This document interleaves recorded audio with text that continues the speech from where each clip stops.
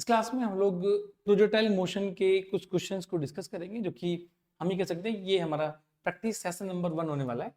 और इसमें 10 to 12 कुछ क्वेश्चंस हैं हमारे पास में, जो कि नीट में जेईई में पूछे गए हैं। तो ये हमारा प्रैक्टिस सेशन नंबर 1 होगा।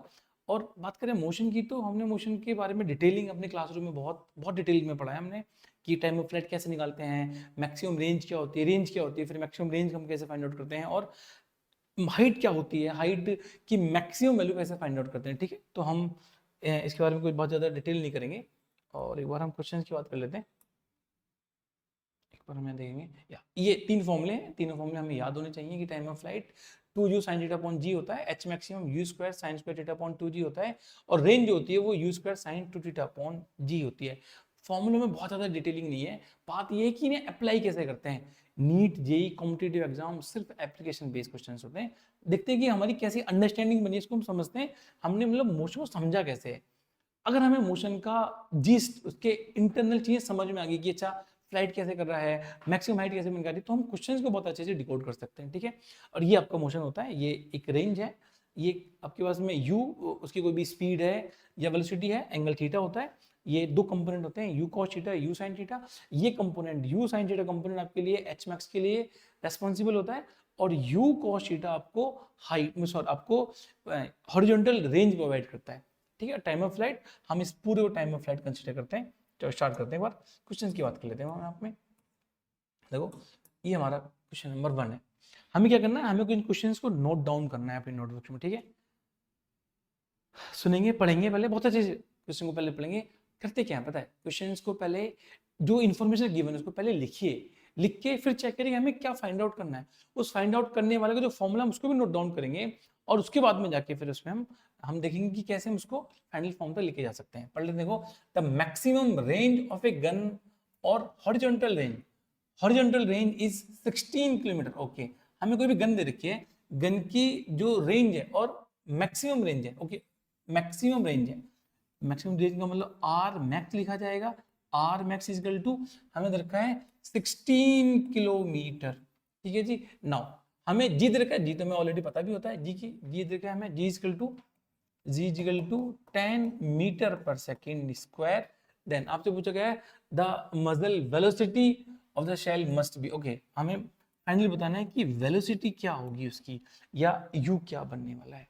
हमें मैक्सिमम रेंज दे रखी है, हमें जी गिवन है, हमसे पूछा गया है कि उसकी स्पीड क्या होगी, उसकी वेलोसिटी क्या होगी। एक बार फॉर्मूला लिखते हैं।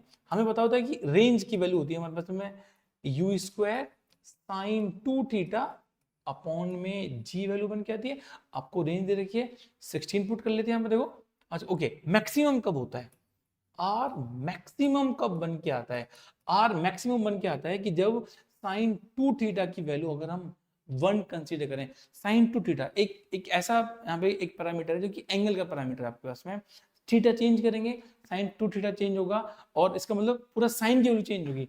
अगर साइन की वैल्यू चेंज होगी तो साइन की वैल्यू मिनिमम वैल्यू हमारे पास में -1 होती है, मैक्सिमम वैल्यू 1। अगर हम इसको 1 तक लेके जाएं, इसको 1 पुट करें, तो ये बन जाएगा R max equal to u square upon G. This is your maximum value, maximum range. आपको आर मैक्स दे रखा है, आपको यू फाइंड आउट करना है, या आपको वी फाइंड आउट करना है, आपको जी दे रखा है। तो हम बोल सकते हैं यहां से बन जाएगा U square is equal to R max into G. देखो, हमें ये इंफॉर्मेशन गिवन थी, ये हमारे लिए गिवन इंफॉर्मेशन है, हमने इसको यूज करके हमें यू फाइंड आउट करना है। ठीक है, अगर मैं यहाँ पे आर मैक्स की वैल्यू पुट करूं, देखो क्या है, 16 वैल्यू हमने रखी है, 16 इंटू जी कितना रखा है हमें 10 पुट कर लिया हमने यहाँ पे। ठीक है जी, ना हम बोलेंगे यू स्क्वायर ही है, तो यू की वैल्यू क्या बनेगी, आएगी रूट 160। ठीक है, और 160 का मतलब 160 का हम रूट करेंगे तो 16 का तो 4 हो जाएगा, बचेगा 10। हम उसको ऐसे बोल सकते हैं, ये बन जाएगा रूट 16 इंटू 10, ये बन जाएगा 4 रूट 10, और ये बनेगा मीटर पर सेकेंड। चेक करेंगे आंसर है कोई ऑप्शन, इसमें कोई ऑप्शन ऐसा नहीं है। ऐसा ऑप्शन क्यों नहीं है, सुनेंगे एक बार ध्यान से। ये हमने गलत सॉल्व करा है। I always try to give the information initially, हम गलत सॉल्व करेंगे, या अगर हमने स्टार्टिंग में गलत सॉल्व करा तो पहले ये चेक करेंगे हमने गलती करी कहाँ है। क्योंकि आई यूज टू टेल यू कि हम अगर हमें ये यूनिट्स इक्वल करनी है तभी सॉल्व कर सकते हैं। जो आर मैक्स है, ये जो आर मैक्स है कितना है 16 किलोमीटर। अगर आर मैक्स की वैल्यू 16 किलोमीटर है, आप जी की value 10 metre per second square में पुट कर रहे हैं, आप जी को तो मीटर में पुट कर रहे हैं, तो हमने रेंज को यहाँ पे 16 क्यों पुट करा? हमने रेंज को 16 क्यों पुट करा? 16 किलोमीटर क्यों पुट करा? हमें इसको चेंज करना पड़ेगा ना 1600 मीटर में, सॉरी 16,000 मीटर में। देखो हमें रेंज पता है ना, यहाँ पे हमें रेंज पता है। ओके देन मैं यहाँ पे देखो फिर से लिखूंगा इसको, हमें रेंज पता है। रेंज क्या बन गया हमारे पास में? रेंज हमें पता है R max is equal to 16 kilometre. Is that correct to put the formula? No. फॉर्मूले में कब पुट करेंगे? तब पुट करेंगे जब यूनिट सेम बनेगी ना हमारी, इसलिए गलत है हमारा वो। हम उसको बोलेंगे 16 किलोमीटर, वैल्यू बन जाएगी 16 इंटू 1000 करेंगे। क्यों करेंगे? ये बन गया आपके पास में मीटर, तो ये बन गया 16,000 वैल्यू बन जाएगी और 16,000 मीटर। नाउ अब आप उसको पुट कर सकते हो, u square is equal to R max into G. R max की वैल्यू कितनी है 16,000 इंटू 10। अब आप बोलेंगे u is equal to root 16, आपके पास बनेगी 40। अब समझ आया हमने कहाँ गलती करी? मैंने जानबूझ कर आपको ऐसे सॉल्व कराया। क्यों? आपको पता होना चाहिए कि आप यूनिट्स को सेम करना है आपको, ठीक है ना। देखो ये 16 का 4 बार आ जाएगा, ये पेयर बनेगा, यहाँ पेयर बनेगा, इसका मतलब वैल्यू बन के आ जाएगी 400 मीटर पर सेकेंड। अब आप ऑप्शन चेक करेंगे, ऑप्शन है ऑप्शन 2 बन के आएगा। समझ आया? इस तरीके सॉल्व करना है हमें। सबसे पहले वैल्यूज को ऐसे लिखना है जो गिवन होगा, उसका जो फाइंड आउट करना है वो करना है, ठीक है। समझ आया? आगे चले एक बार, ठीक है। क्वेश्चन नंबर 1 हो गया। क्वेश्चन 2 की बात करते हैं। A ball whose kinetic energy is E. Okay, एक बॉल है जिसकी काइनेटिक एनर्जी ई है, is thrown at an angle 45 degree. बना लेते हैं यहाँ पे, कोई बॉल है, बॉल ऐसे मूव कर रही है ऊपर की तरफ, हमें वेलोसिटी गिवन नहीं है, हमें वेलोसिटी गिवन नहीं है। हमारे फॉर्मूले कितना, जो हमने फॉर्मूले पढ़े थे टाइम ऑफ फ्लाइट, रेंज और एच मैक्स में, सब में वी गिवन होता है हमें। लेकिन यहाँ पे हमें वी गिवन नहीं है, हमें क्या गिवन है? हमें एनर्जी गिवन है। और वो भी कौन सी एनर्जी? Kinetic energy. आप लोग काइनेटिक एनर्जी यहाँ लिख लेते हैं। देखो kinetic energy is equal to 1/2 mv²। हमें वी गिवन नहीं, कोई बात नहीं, हम वी स्क्वायर की जगह अगर हमें यूज करना होगा तो हम इसको ऐसे बोल सकते हैं कि ये 2e upon m is equal to v square. अगर हमें रिक्वायरमेंट होगी तो हम इसको ऐसे यूज कर सकते हैं, वेलोसिटी की जगह हम इसको यूज कर सकते हैं, ठीक है ना। Is thrown at an angle 45 degree. ये जो एंगल है ये 45 डिग्री का एंगल है, ठीक है, विद द हॉरिजॉन्टल। ओके ठीक है, it's kinetic energy at the highest point. Okay, आपका ये ऑब्जेक्ट ऐसे मूव करके जाएगा, ऐसे मूव कर वापस यहाँ पे आएगा। आपको इस एच मैक्स पे बताना है, आपको एच मैक्स पे बताना है कि काइनेटिक एनर्जी कितनी हो जाएगी। ओके, सोच सकते हैं इसको। अगर हम ये बात करें कि इनिशियल काइनेटिक एनर्जी आपके पास में 0 है, देखो मैं आपको फिर बता रहा हूँ कि ये सिर्फ फॉर्मूले बेस्ड क्वेश्चंस नहीं आते हैं इस टॉपिक पे, बट फिजिक्स में तो कोई फॉर्मूला बेस्ड क्वेश्चंस नहीं आते हैं। हमें कितनी अंडरस्टैंडिंग है आपके टॉपिक की, कितना आप समझते हैं, उसके बेस पे आप काम कर सकते हैं, उसके बेस पे आपके मार्क्स आ सकते हैं फिजिक्स में। सिर्फ फॉर्मूले, ये फॉर्मूले, आप सिर्फ फॉर्मूले देख के, आप देखो हम सिर्फ ऐसे फॉर्मूले देख के हम आंसर नहीं निकाल सकते। आप देखो भाई हमारे टॉपिक में एनसीईआरटी की बुक में आप देखोगे तो कहीं भी काइनेटिक एनर्जी की बात तो करी ही नहीं गई है। वी दिया गया है, वी दे रखा था तो हमने वी पुट कर लिया, या हमने यू गिवन था तो हमने यू पुट कर लिया। वही थे काइनेटिक एनर्जी। काइनेटिक एनर्जी कहीं नहीं है, हमें खुद से अप्लाई करना पड़ेगा, ठीक है। देखो अब हम खुद से एक बार अंडरस्टैंडिंग बनाते हैं। अगर आपको याद हो तो देखो एक बार आप इसको देखो, आप इस डायग्राम को देखो एक बार। यहाँ से ऑब्जेक्ट थ्रो होगा, आप देखोगे कि आपका जो हॉरिजॉन्टल कंपोनेंट है वो फिक्स है, वो कभी चेंज नहीं हो रहा। मैं डायग्राम बनाता हूँ फिर से, देखो आपके लिए, मैं आपके लिए डायग्राम बनाता हूँ। हियर ये डायग्राम है, देखो क्या बनाते हैं एक बार आप। अगर हम इसमें कंपोनेंट की बात करें, देखो ये पाथ होगा, दैट इज इनिशियल पॉइंट, ठीक है, ये इनिशियल पॉइंट है, ये आपका फाइनल पॉइंट हो जाएगा। यहां से आपका कंपोनेंट ऐसे मूव करेगा, इसके दो कंपोनेंट बनेंगे, ये वेलोसिटी अगेन दो कंपोनेंट बनेंगे। इस एच मैक्स पे जाके आप देखोगे तो एच मैक्स पे जाके सिर्फ एक कंपोनेंट बचेगा। ये अंडरस्टैंडिंग है हमारी। जब कोई ऑब्जेक्ट मूव कर रहा है ऊपर की तरफ, ऐसे मूव कर रहा है ऊपर की तरफ, ग्रेविटी अगेंस्ट द वेलोसिटी है। इस पोर्शन में, इस हाफ पोर्शन में आप देखेंगे तो जो ग्रेविटी है वो डाउनवर्ड अप्लाई हो रही है बस, बट आपकी जो वेलोसिटी है उसका कंपोनेंट है वो ऊपर की तरफ है। देखो ये जो हॉरिजॉन्टल है इस पर कोई कोई कंपोनेंट नहीं है, ये एग्जैक्टली फिक्स रहेगा। अगर हमारे पास में इनिशियल वेलोसिटी v है तो ये बन के आ रहा है, अगर यहाँ पे ये v cos थीटा है क्योंकि थीटा बनेंगे, तो ये v cos थीटा रहेगा, ये लास्ट तक आपके पास में v cos थीटा ही रहेगा। आप जहां देखोगे तो ये v cos थीटा रहेगा, केवल आपका हॉरिजॉन्टल कंपोनेंट है ये डिक्रीज होगा, और डिक्रीज होकर देखो इस पॉइंट तक मैक्सिमम हाइट तक जाके 0 हो जाएगा। उसके बाद में फिर से इंक्रीज होना स्टार्ट होगा बट अपोजिट डायरेक्शन में। इसके बाद में इंक्रीज तो होगा बट ये अपोजिट डायरेक्शन में इंक्रीज होगा। ये अंडरस्टैंडिंग है हमारी, ठीक है। हमें ये बताना है कि टॉप मोस्ट पॉइंट पे जाके एनर्जी कितनी हो जाएगी, कौन सी एनर्जी, काइनेटिक एनर्जी। सिर्फ हमसे काइनेटिक एनर्जी की बात करेगी। आप देखो हमसे पूछा गया है कि at the top most the kinetic energy कितनी हो जाएगी। अगर हमसे पूछे टोटल एनर्जी कितनी होगी तो हम टोटल एनर्जी कैसे निकालेंगे। ये जो एच मैक्स की, एच मैक्स में ऊपर जाएंगे पोटेंशियल एनर्जी भी उसके अंदर आ जाएगी। जो ऑब्जेक्ट है उसकी जो काइनेटिक एनर्जी है वो ट्रांसफर होगी पोटेंशियल एनर्जी में। तो पोटेंशियल एनर्जी, एच मैक्स में पोटेंशियल एनर्जी भी बनेगी। हमसे टोटल एनर्जी पूछी जाएगी तो potential energy plus kinetic energy लिखी जाएगी। लेकिन अभी हमसे सिर्फ इसकी बात करें तो हम सिर्फ एक ही एनर्जी की बात करेंगे। आप देखो आपका एक कंपोनेंट, अच्छा पहले बनाते हैं 45 डिग्री पे क्या हुआ। देखो ये 45 डिग्री है, 45 डिग्री अगर ये वेलोसिटी v है तो देखो ये कंपोनेंट बन के आ जाएगा v cos थीटा, इसको मैं बोल सकता हूँ v/√2। ये बन के आ जाएगा v sin थीटा, ये कंपोनेंट भी v/√2 है। और मैं ये चेक करूं, देखो अभी ये वेलोसिटी आपके पास में v है, ठीक है। तो आपके पास में इनिशियल, हम ऐसे बोल सकते हैं इनिशियल एनर्जी ई आई लिख लूं इसको मैं, इट इज 1/2 mv², जिसको हमने ई बोल रखा है।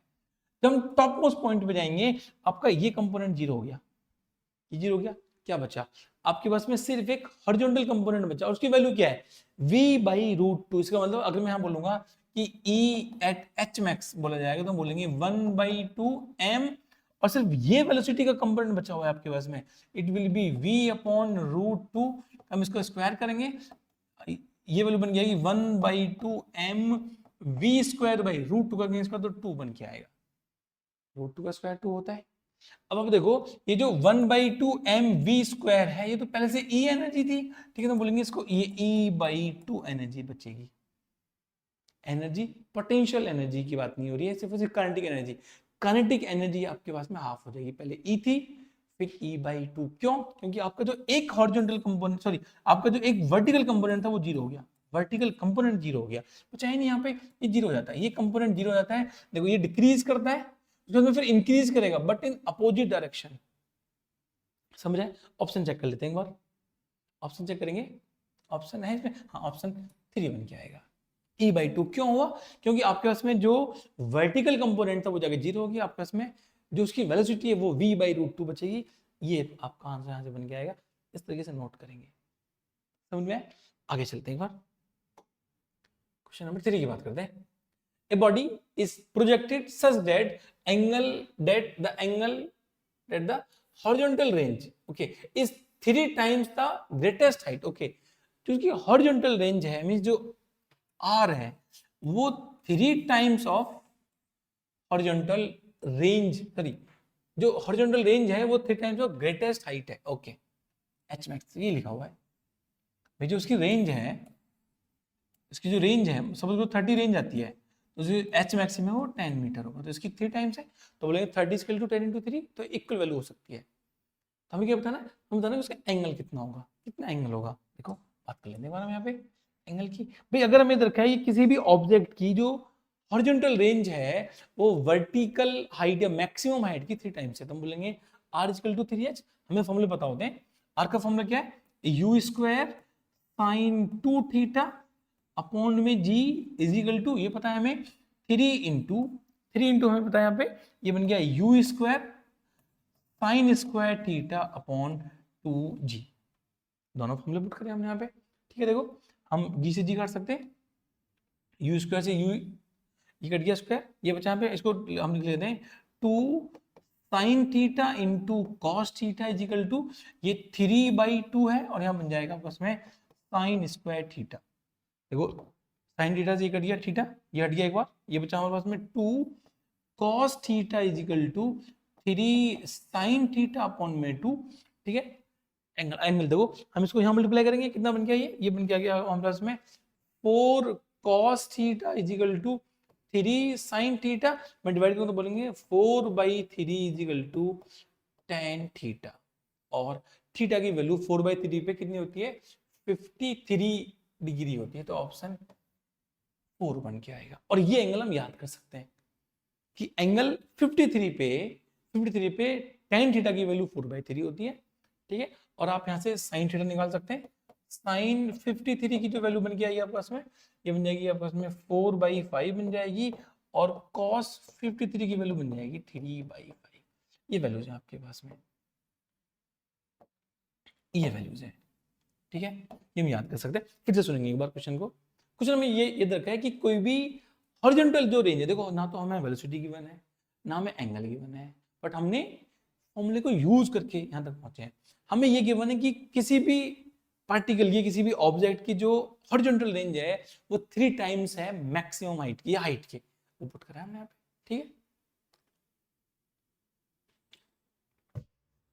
ये पुट कर, देखो पुट करने के बाद में सॉल्व कर गए हम यहाँ पे, ये यहाँ कट गया, जी से जी कट गया, यहाँ बचेगा 3 इंटू एच हम लिखेंगे, 3 इंटू एच, ये बनेगा साइन स्क्वायर थीटा, ये 2 मल्टीप्लाई करेंगे तो देखो ये बनेगा साइन 2 थीटा को पुट करेंगे 2 sine theta into cos theta equal to 3/2 sine square theta, एक साइन से एक साइन कट जाएगा, ये 2 यहाँ जाएगा, ये बना 3 आएगा अपॉन में, तो 4/3 tan थीटा, वैल्यू बनेगी 53 डिग्री, ठीक है। तो आप ये वैल्यूज लिख सकते हैं, काम आएंगे हमारे। अभी चलें, क्वेश्चन 3 हो गया, क्वेश्चन 4 की बात करते हैं, ठीक है। A projectile can have the same range for 2 angles of projections. Okay, if T1 and T2 be the times of the flights in the cases. Okay, हाँ ये हमने पढ़ा था कि रेंज इक्वल कब बन के आती है, बात कर लेते हैं। देखो जैसे हमने ये पढ़ा है कि थीटा इक्वल टू 45 पे मैक्सिमम रेंज आती है, थीटा इक्वल टू 45 पे मैक्सिमम रेंज बन के आती है, maximum range at theta equal to 45। अगर हम थीटा में कुछ ऐड करते हैं, मतलब 45 में कुछ ऐड करते हैं या 45 में कुछ डिक्रीज करते हैं, जैसे मैं 45 पे हम 45 में सपोज करो हमने 10 ऐड करा, तो वैल्यू क्या बनी, वैल्यू बनी 55 डिग्री।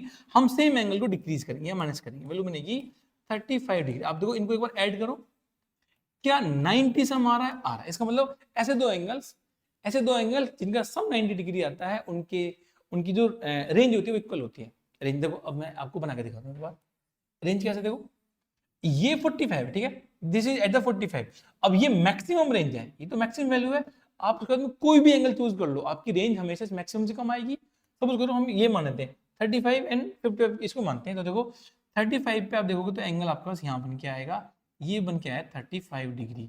अब बच्चा 55, देखो 55 पे आपको थोड़ा सा ऊपर पास जाएगा और यहाँ पे वापिस ऐसे आएगा, ये 35 डिग्री है और ये 55 है, this is at theta equal to 55 degree. दो पाथ हैं, क्या टाइम सेम है इनका, नहीं। अगर देखो हम इसको मान लीजिए टाइम 1 है, ये टाइम 1 है तो ये टाइम 2 है, तो हमसे पूछा गया है कि जो टाइम 1 टाइम 2 है वो आर पे कैसे डिपेंड करेंगे, और आर क्या है, आर मैक्सिमम, आर मैक्सिमम या आपकी रेंज है, ठीक है, हम बोल सकते हैं रेंज है। अच्छा रेंज का फॉर्मूला आर इक्वल टू क्या होता है, you square sine 2 theta upon में जी, ठीक है जी ना। अब हमें कुछ बैलेंसिंग करनी है, ना कुछ ऐसे रीबैलेंसिंग करनी है, रीस्ट्रक्चर करना है अपने फॉर्मूलेज को, कि हमें ये फाइंड आउट करना है, ठीक है। बात करते हैं एक बार, तो हमें ये पता चल गया, हमें ये मालूम चला कि ऐसे दो angles theta 1 plus theta 2 equal to 90, ऐसे दो एंगल्स जिनका सम 90 डिग्री आता है उनके लिए रेंज बराबर होती है। उसके लिए क्या होगा, मींस रेंज 1 बराबर रेंज 2 हो जाएगी। अगर मैं इनको थीटा 1 थीटा 2 ना मान के मैं ऐसे बोलूँ आपसे कि एक को थीटा मान लें, एक को 90 माइनस थीटा कंसीडर कर लें, ठीक है, कर सकते हैं, हम ऐसे बोल सकते हैं। इसके लिए देखो हमने एक एंगल थीटा मान लिया, हम एक एंगल को मान लेते हैं 90 माइनस थीटा, अभी तो सेम है भाई, आप दोनों को ऐड करोगे तो 90 बन के आएगा। थीटा की बात करते हैं। अगर हम मान लेते हैं कि थीटा एंगल पर अगर हम हमारा कोई ऑब्जेक्ट ऊपर मूव कर रहा है, तो इसके लिए जो टाइम है इसको t1 मान लेते हैं हम। टाइम t1 है, अगर टाइम t1 तो टाइम का आपको फॉर्मूला पता है, अब बोलोगे t1 is equal to 2u sin theta upon G. Time 1 आ गया। टाइम 2 निकालने के बाद हम यहाँ पे टाइम 2 हम बोलेंगे time 2 is equal to 2u sin, अब मैं पुट करूंगा यहाँ पे 90 माइनस थीटा अपॉन जी। देखो time 1 2u sin theta upon G, ये बनेगा 2u sin 90 माइनस थीटा। क्यों? क्योंकि दोनों का सम 90 आना चाहिए। और ट्रिग्नोमेट्री में हमें पहले से पता होता है कि साइन 90 माइनस थीटा को हम cos थीटा बोल सकते हैं इनको। देखो then I will put it here 2u, इसको यहां लिख लेते हैं। और हम इसको यहां लिख सकते हैं, ये बन क्या जाएगा time 2 is equal to 2u cos theta upon G. ठीक है, और देखो हमसे क्या पूछा, हमसे पूछा गया है कि इन दोनों का मल्टीप्लीकेशन। ठीक है, तो हम इन दोनों को मल्टीप्लाई करें आपस में। देखो ट्राई कर लेते हैं एक बार। भाई ये फॉर्मूला तो हमने कभी ड्राइव करा ही नहीं क्लासरूम में, बट आप देखो इन फॉर्मूले को कैसे अप्लाई करके हमसे ऑप्शंस पूछे जाते हैं। ठीक है जी, देखो हियर टाइम 1 हमसे टाइम 1 टाइम 2 पूछा, मल्टीप्लाई करने के बाद देखो हम टाइम 1 टाइम 2 को मल्टीप्लाई करते हैं, ये बनेगा आपको इसमें 2u sin theta upon G into 2u cos theta upon G. ठीक है, ये बन गया हमारे पास में 4 बनेगा 4u स्क्वायर, ये बन गया हमारे पास में, हम इसको बोल सकते हैं 4u स्क्वायर, ये बन गया sin theta into cos theta upon में जी। जी एक बात समझनी है यहाँ पे अभी हमें कि हमसे ऑप्शंस में इक्वल साइन गिवन नहीं है। भाई एक जैसे मानो यहाँ पे 8 आ रहा है, सपोज यहाँ पे 8 आएगा, अगर 8 मानो सपोज करो अगर ऑप्शन ये सही है तो 8 आ 8 अपॉन आर स्क्वायर आ रहा है, तो यहाँ पे गिवन होता कि time 1 time 2 equal to 8 upon R square. इसका मतलब है कि एक कांस्टेंट टर्म बन के आ रहा होगा साथ में, उस कांस्टेंट टर्म को इन्होंने नेगलेक्ट कर रखा है, हटा रखा है। ठीक है जी, देख लो देखो देखो। ठीक है, अब हम इसको लेके जाना है किसमें, आर में, रेंज में। और रेंज क्या होती है हमारे पास, रेंज का फॉर्मूला होता है हमारे पास में u square sine 2 theta upon G. Okay, ये सॉरी यार जी स्क्वायर आएगा, जी स्क्वायर आएगा। ठीक है, ऐसे भी जी कांस्टेंट रहेगा।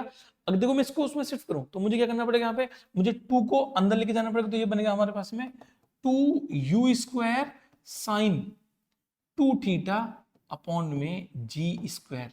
देखो हमने 4 को ब्रेक करा, 2 इंटू 2 और 2 sine theta into cos theta बन गया साइन 2 थीटा, कुछ कुछ रेंज के बराबर आ रहा है। देखो अगर मैं से 2 और जी हटा दूं, ये बन जाएगा 2 अपॉन जी, निकाल दो यहां से, ये बन गया आपको इसमें U square sine 2 theta upon G. और 2 अपॉन जी तो वैसे भी कांस्टेंट है, जी कांस्टेंट है 2 कांस्टेंट है, इस वजह से वो इक्वल साइन ना देके हमें प्रोपोर्शनल साइन दिया गया। देखो तो ये रेंज बन गया हमारे पास, ये बनी रेंज। तो बोलेंगे T1 T2, ये बन गया T1 T2 is equal to 2 upon G are.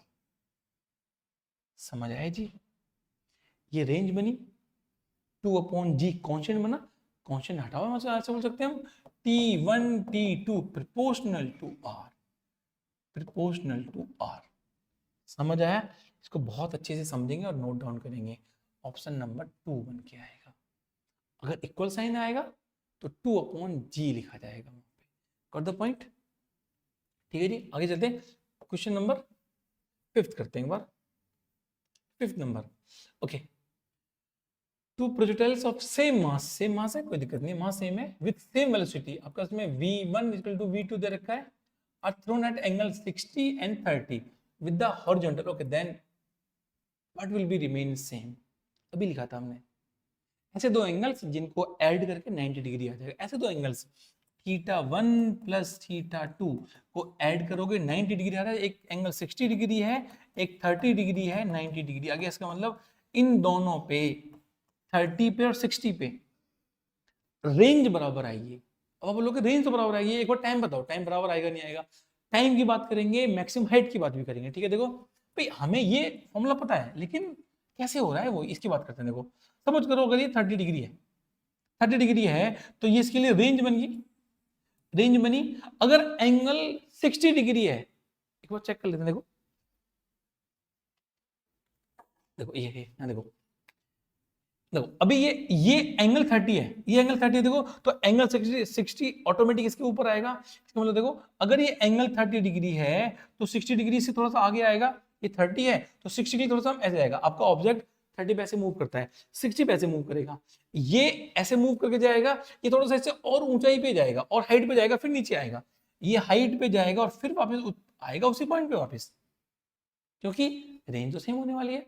अब आप बताओ मुझे कि अगर मैं यहाँ पे टाइम लिखूं, देखो ये मैं इसको मान लेते 30 के लिए टी 30 डिग्री और इसके लिए टाइम 60 डिग्री। आप बताओ मुझे टाइम किसका ज्यादा लगेगा? भाई पहले ऑब्जेक्ट ऊपर जाएगा फिर वापस नीचे आएगा, तो टाइम तो ऑब्वियसली 60 में ज्यादा लगेगा। और आपको दिख भी रहा है कि 60 डिग्री पे हाइट भी ज्यादा होगी, रेंज इक्वल है, बट 60 डिग्री देखो time 60 degree is greater than time 30 degree होगा, ठीक है। Height height 60 degree is greater than height 30 degree होगा, लेकिन range 60 degree will be equal to range 30 degree होगा। ऑप्शन चेक कर सकते हो, टाइम ऑफ फ्लाइट कभी बराबर नहीं हो सकता, मैक्सिमम हाइट बराबर नहीं होगी, रेंज बराबर होगी। ऑप्शन 2 बन के आएगा। It is called understanding of the topic. आपको इतनी अंडरस्टैंडिंग होनी है, समझ आई थी? आगे चले, ठीक है, नोट करेंगे बहुत अच्छे से। क्वेश्चन नंबर 6 की बात करते हैं। At the uppermost point of a projectile is its velocity and acceleration are at an angle of okay। हमसे पूछा गया कि at the uppermost point of the projection, सबसे ऊपर यदि आपके पास में कोई ऑब्जेक्ट है तो हम बताने आपको कि वेलोसिटी और एक्सेलरेशन जो है उसमें कितना एंगल बन के आएगा। बात करेंगे बात, देखो अपर मोस्ट पॉइंट का मतलब है एच मैक्सिमम। आपका ऑब्जेक्ट जाएगा इस तरीके बन के आएगा, ऐसे मान लेते हैं यहाँ पे ये एच मैक्सिमम है, एच मैक्सिमम ये वेलोसिटी यहाँ पे है। ये अंडरस्टैंडिंग हमें होनी चाहिए कि जब ऑब्जेक्ट ऊपर मूव कर रहा है अब क्या एक वर्टिकल कंपोनेंट डिक्रीज करेगा, ऐसा बनाया था हमने। देखो ये बनेगा यू एक्स, ये बनेगा यू वाई, यहाँ पे अभी भी यू एक्स सेम रहेगा लेकिन ये वैल्यू डिक्रीज करेगी, थोड़ा आगे जाएंगे यू एक्स सेम रहेगी, ये वैल्यू और थोड़ी सी डिक्रीज करेगी और इस पॉइंट पे जाके आपके पास में यू वाई की वैल्यू 0। ये बना देखो, केवल ये वेलोसिटी है आपके पास में यू एक्स, इसको बोल सकते हैं यू कॉस थीटा। एक्सेलरेशन कहां लगेगा? Downward, due to the gravity downward, ये बन के आएगा डाउनवर्ड। डाउनवर्ड का मतलब देखो एंगल कितना बना 90 डिग्री। ऑप्शन है इसमें? हाँ जी ऑप्शन है, तो बन के आएगा। ये एटमोस्ट पॉइंट, सबसे टॉप मोस्ट पॉइंट पे ये केवल एक कंपोनेंट बचेगा आपके पास में और एक नीचे लगेगा एक्सेलरेशन जी, ये बोलते हैं ए इक्वल टू जी बोल सकते हैं जी। एंगल कितना बनेगा 90 डिग्री। समझ आया जी? कि 6 नंबर 7 नंबर क्वेश्चन बात करते हैं। 7 number question, for angles of projection of a projectile theta दे रखा है हमने 45 माइनस थीटा और 45 प्लस। ओके ये तो अभी हमने बात करी थी कि ऐसे दो एंगल्स जिनका प्रोजेक्शन 45 से थीटा कम है 45 से या थीटा ज्यादा है। कैसे देखो, हमें ये पता है कि 45 पे मैक्सिमम वैल्यू होती है, 45 पे मैक्सिमम रेंज है, ठीक है। अगर सपोज करो आप इसमें कुछ एंगल ऐड करो, मैं 1 डिग्री ऐड करता हूँ, 1 डिग्री हमने इसमें 1 डिग्री ऐड किया तो कितना बना 46 बना।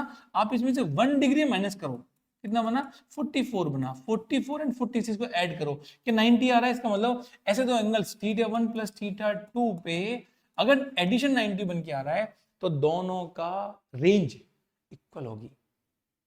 और आप ऐसे बोल लो, इन दोनों को ऐड कर लो, देखो ये कितना बनेगा 45 plus theta plus 45 minus theta equal to, ये कट हो गया कितना बना 90 बन के आ गया।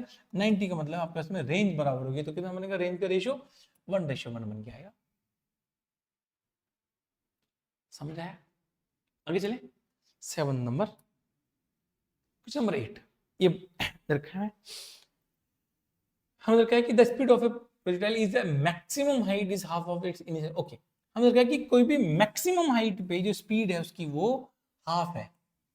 मैक्सिमम हाइट बना लेते हैं। देखो आपने फील करा कि कोई भी फॉर्मूला बेस्ड क्वेश्चंस नहीं होते, मतलब फॉर्मूला बेस्ड क्वेश्चंस हमारे सिर्फ 11th क्लास के या किसी भी बोर्ड के केवल एग्जाम में आ सकते हैं, लेकिन जहाँ पे ऐसे एमसीक्यू की फॉर्म में क्वेश्चंस होते हैं वहाँ पे एक्चुअली में क्वेश्चंस ऐसे बन के आते हैं, यहाँ पे आपको अंडरस्टैंडिंग चाहिए, टॉपिक को समझना बहुत जरूरी है कि मैक्सिमम हाइट कैसे निकाल रहे हैं, जो भी चीजें हम फाइंड आउट करते होते हैं वहाँ पे, ठीक है ना। देखो the speed of a projectile at this maximum speed, maximum height H max, this is H max, ये एच मैक्स है।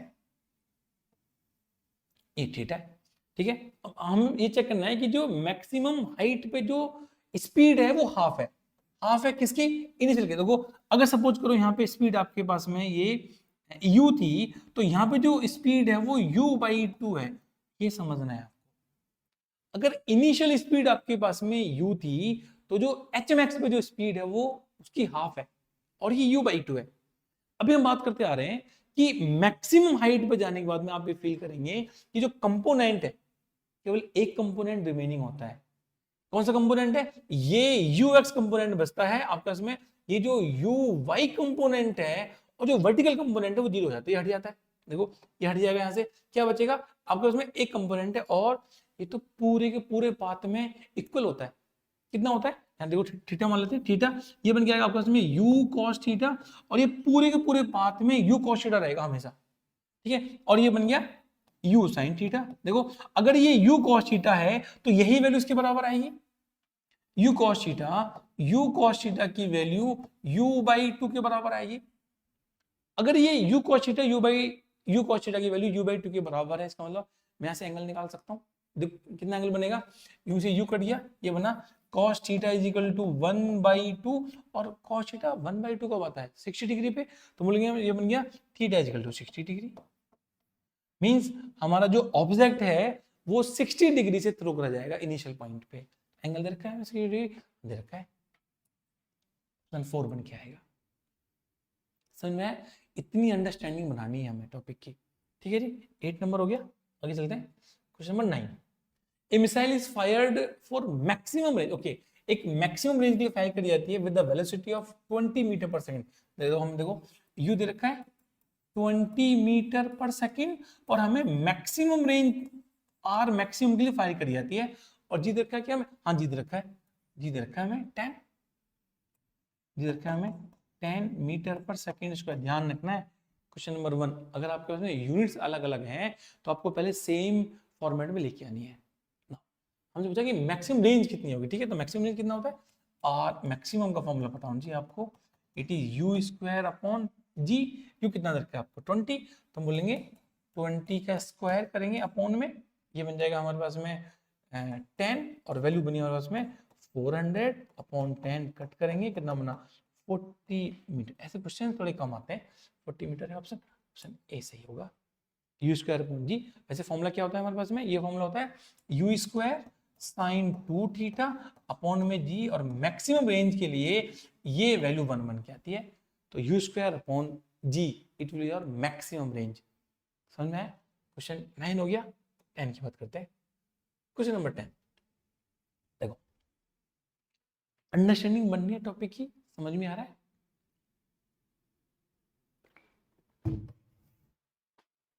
ठीक है जी, 10 की बात करते हैं। ए projectile is fired eight an angle of 45 degree. कोई भी ऑब्जेक्ट है वो 45 डिग्री पे हम उसको फायर कर रहे हैं। बना लेते हैं एक बार हम ऐसे, 45 यू है आपके पास में 45 डिग्री पे, ठीक है जी, with horizontal. Elevation angle of the projectile at its highest point as seen from the point of the projection. Okay, अगर हम हाईएस्ट पॉइंट पे पहुंचते हैं, ये एच मैक्स है, अगर हम एच मैक्स पे जाते हैं तो आपको बताना है कि अगर हम यहाँ से इनिशियल पॉइंट से ऐसे इसको चेक करें, यहाँ से, एक मिनट मैं इसका कलर चेंज करता हूँ,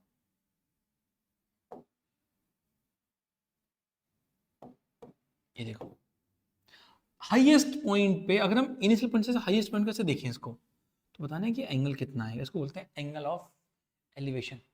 ये एंगल कितना बन के आएगा, अगर हम इसको u स्पीड से फायर करते हैं और जिसके आपको एंगल देगा 45 डिग्री पे हमने इसको फायर करा। अब देखो जब ये आगे मूव करेगा तो एंगल कम होता रहेगा, ये देखो एंगल कम हो रहा है, और h मैक्सिमम पे जाके कुछ एंगल बन के आएगा। आपको बताना है कि उसका एंगल ऑफ एलिवेशन कितना है। देखो फिर से वही बात है कि फॉर्मूला तो है ही नहीं इसके पास में हमारा, हम अंडरस्टैंडिंग बनाएंगे कैसे। अगर हमें ये रखा है कि एच मैक्स है, this is H max, H max पे अच्छा एंगल कैसे निकलेगा, एंगल निकालने के लिए भाई जनरली अगर मुझे एंगल निकालना है, थीटा एंगल बताना है, तो एंगल बताने के लिए एक ट्रायंगल है, ट्रायंगल में 3 साइड्स हैं, 3 साइड में से मुझे 2 साइड बताओ तो मैं एंगल निकाल सकता हूँ विद हेल्प ऑफ ट्रिग्नोमेट्री। भाई साइन कॉस टैन मैं कुछ भी लगा लूंगा, मुझे दो साइड चाहिए। एक साइड तो पता है मुझे एक साइड तो बता दिया गया कि ये एच मैक्स है। अगर एक साइड गिवन है एच मैक्स है, तो जो बेस है उसको मैं बता सकता हूं। कैसे बता सकता हूं बेस को?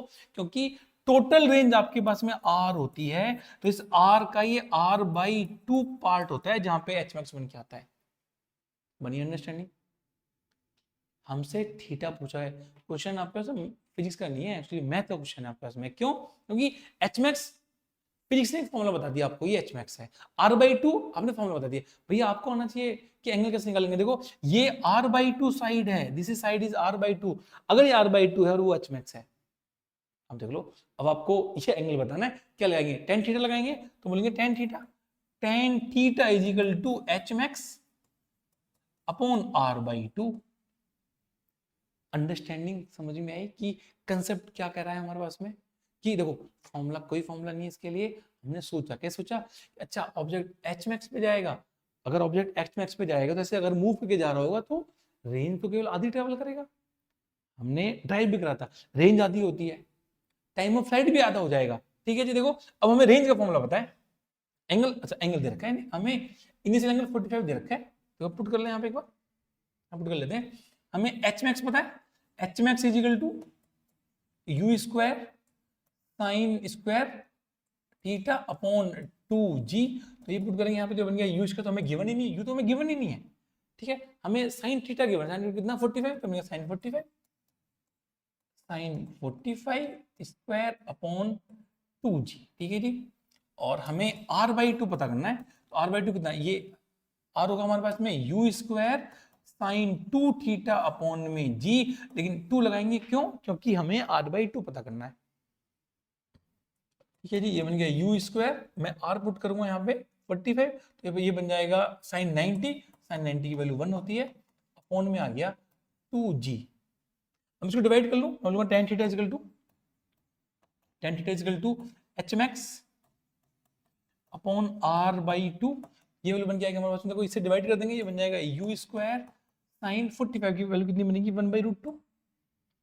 ये बन गया हमारे पास में 1/√2 का स्क्वायर भी है, अपॉन में 2g है, इसके अपॉन में ये लिखा जाएगा यू स्क्वायर साइन 91 बन गया इंटू 1/2g। ये कट गया। ठीक है जी, यहाँ से ये कट गया। क्या देखो नीचे अपॉन में, अच्छा ये वैल्यू हमारे पास में है, इट इज 1/√2 का स्क्वायर, और वैल्यू बन के आई 1/2।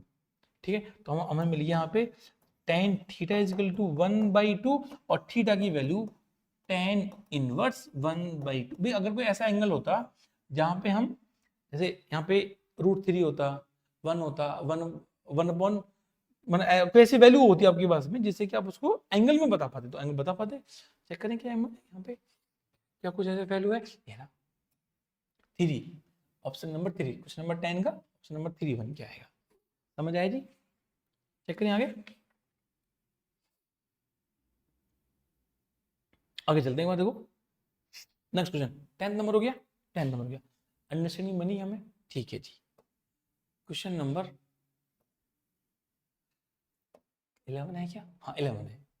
हमें लगा है कि 11 number, the horizontal range and the maximum height, okay, the horizontal range and the maximum height of a plate are equal the angle of projection. Okay, H max और R max को equal करना है, angle निकालना है। ये तो formula base हो गया। हॉरिजॉन्टल रेंज कितनी होती है? रेंज आर, और वो भी मैक्सिमम आर मैक्स, नहीं मैक्सिमम गिवन नहीं है हमें, हाँ माय मिस्टेक। हमें केवल ये गिवन है कि range R equal to H max है। तो आर कितना दे रखा है हमें? आर हमें पता होता है you square sine 2 theta upon में ये आता है जी इजकल टू एच मैक्स बन के आता है हमारे पास में u square sine 2 theta upon 2g।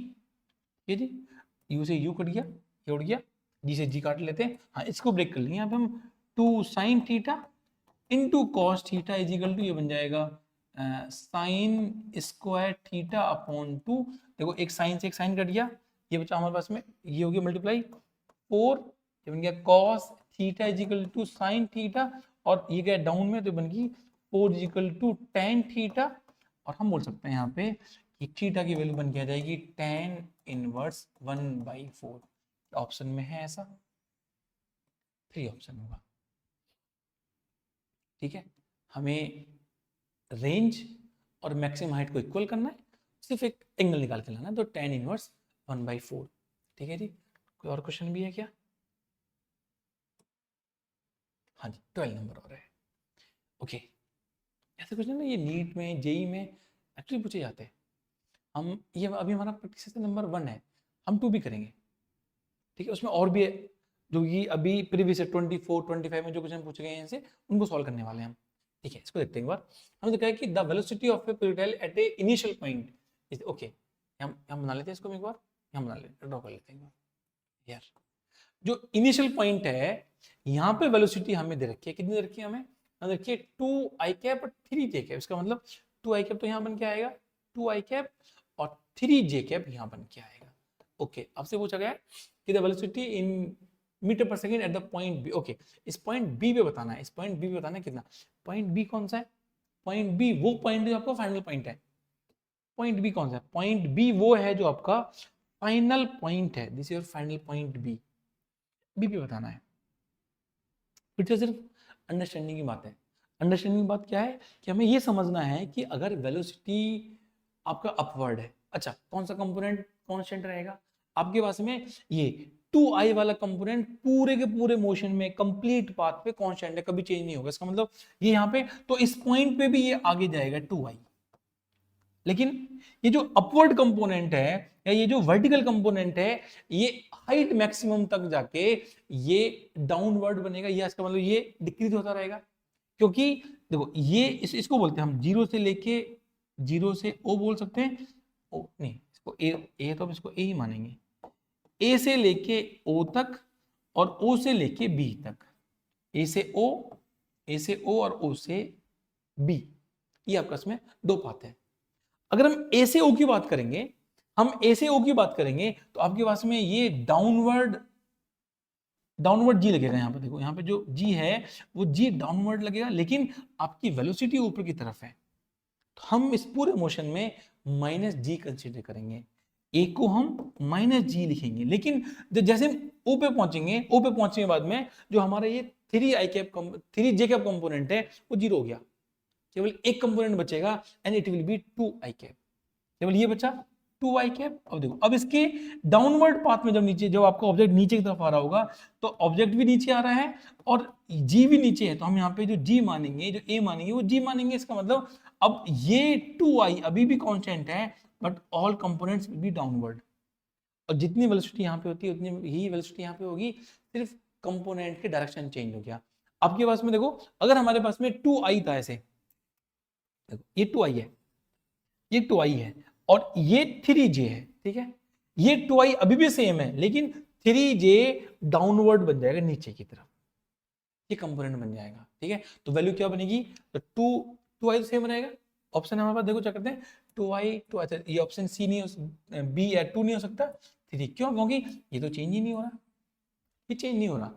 आपके पास में जितना इनिशियल कंपोनेंट है, ये कंपोनेंट है 2i, ये है 3j। अब आप यहां देखोगे तो ये 2i अभी भी सेम है, बट नीचे की तरफ 3j बनेगा। इसका मतलब -4, ये तो सेम तो रहेगा ही नहीं, 4 ऑप्शन बन के आएगा। इनिशियल पॉइंट पे कंपोनेंट एक अपवर्ड है, एक ऐसे ये कंपोनेंट है। ठीक है, और फाइनल पॉइंट पे कंपोनेंट अभी भी सेम है, बट ये डाउनवर्ड आ गया, ये कंपोनेंट है। कंपोनेंट की वैल्यू सेम रहेगी। समझ आया? तो ये 12 क्वेश्चंस थे हमारे पास में जो हमने इसको डिस्कस करे। Thank you so much.